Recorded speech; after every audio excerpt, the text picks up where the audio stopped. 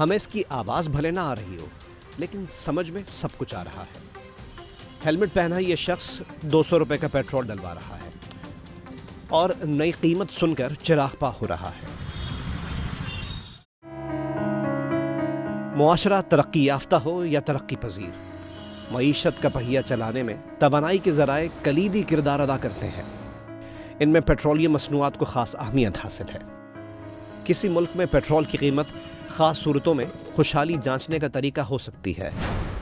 पाकिस्तान में अब भी जनूबी एशिया के दीगर ममालिक के मुकाबले में पेट्रोल सबसे सस्ता है, लेकिन पैदावारी शोबे में नाअहली के सबब यहाँ मुआशी सूरत हाल सबसे अबतर है। मुमलिकत खुदादाद में जब भी किसी तनख्वाहदार की नज़र पेट्रोल पंप पे पड़ती है, गुजरा हुआ सस्ता ज़माना शिद्दत से याद आता है।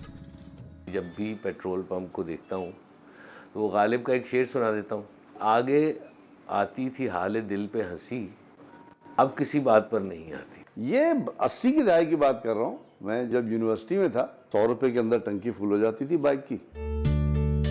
बच्चे को पिलाए जाने वाले दूध से लेकर खाना पकाने वाले तेल तक कमोबेश तमाम अशिया की कीमतें पेट्रोलियम मसनूआत के गिर्द घूमती हैं। जब कोई पुराना शहरी इस नए और महंगे दौर में पुरानी कीमतों का तस्करा करता है तो तन बदन में आग सी लग जाती है।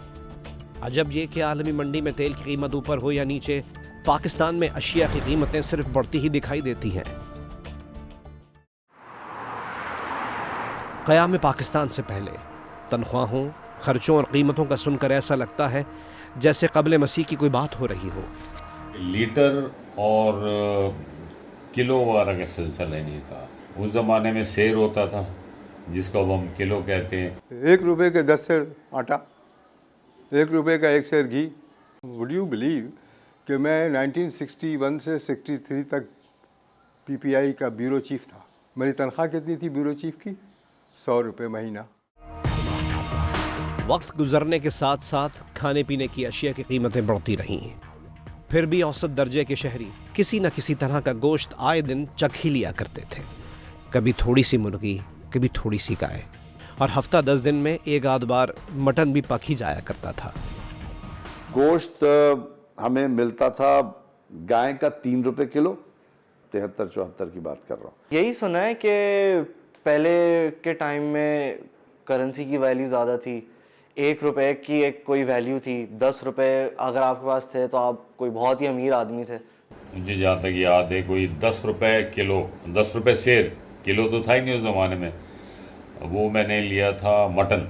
आई रिमेंबर छोटे होते मैं कभी जब जाता था वो ये सारी चीज़ें लेने ड्राइवर के साथ, तो 100, 150, 200 रुपीज़ में ये सारी चीज़ें हम लोग आराम से लेके आ जाते थे। और मुझे याद है उसके अंदर से मैं अपनी कोई कैंडी, कोई चॉकलेट, कोई जूस, उनके पैसे भी बचा के लेके आ जाता था। शहर से दूर तफरी के लिए जाने वाले अगर 200 रुपये भी रख लेते तो बआसानी पिकनिक मना लेते थे। गवर्नमेंट कॉलेज में एक माउंटेनियरिंग क्लब था, उनका नोटिस लगता है गर्मियों की छुट्टियों से पहले। कैश के बारे में वो आम तौर पे 50 रुपये कहते थे कि आप साथ ले आएँ। मैं जब स्वात गया मैच में खेलने 1960 में, तो 1 रुपए का 1 दर्जन अंडा बॉयल्ड मिंगोरा में। उस जमाने की गाड़ी की कीमत में अब साइकिल भी पूरी नहीं आ सकती। मुझे याद है मैंने 80 में मोटरसाइकिल यामाहा खरीदी थी। वो मुझे वैसे मार्केट में उसकी कीमत 15,000 थी, CSD से ली थी तो 13,500 की मिली थी। जब मैंने पहली गाड़ी खरीदी वो थी 1972 का मॉडल था। 75 में मैंने वो गाड़ी खरीदी थी और वो गाड़ी मुझे पड़ी थी 30,000 रुपये की। बसों के किराए आजकल फ़कीरों को दिए जाने वाले पैसों से भी कम हुआ करते थे। 5-10 पैसे से ज़्यादा नहीं होता था किराया बस का, मुझे जो याद पड़ता है। बसों में आपको पता है हमें तो कंसेशन मिलता था भाई, स्टूडेंट कंसेशन 50% डिस्काउंट था। जब मैं पहली दफ़ा कराची से लाहौर आया तो जो कौमी एयरलाइन है उसका टिकट था 324 रुपये का। 1 महीने शूटिंग के बाद जब मैं वापस गया तो शबाब साहब ने मुझे दिया फर्स्ट क्लास का टिकट, वो था 428 रुपये का। आज की ज़िंदगी हद से ज़्यादा महंगी हो गई है। हर आने वाला दिन आम आदमी को सिर्फ परेशानी की जानिब धकेलता जा रहा है। अगर मैं अपने बचपन की भी बात करूं तो उस टाइम से लेके अब तक सिर्फ जो प्राइसेस में डिफरेंस आया है वो सेल्फ एक बहुत बड़ा शॉक है। मुझे तो यकीन ही नहीं आ रहा, जिस तरह अबू ने बताया है कि प्राइसेस किस तरह की होती थी पहले, और एक इनक्रेडिबल अमाउंट ऑफ इन्फ्लेशन हम लोगों को नज़र आती है अब हर चीज़ में। लगभग 50 साल पहले लखपति होना एक सुहाना ख्वाब हुआ करता था।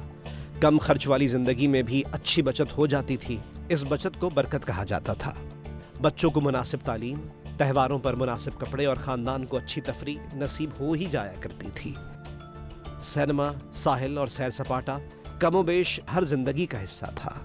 आज के दौर में ऐसा सोचना सिर्फ एक डरावना ख्वाब है।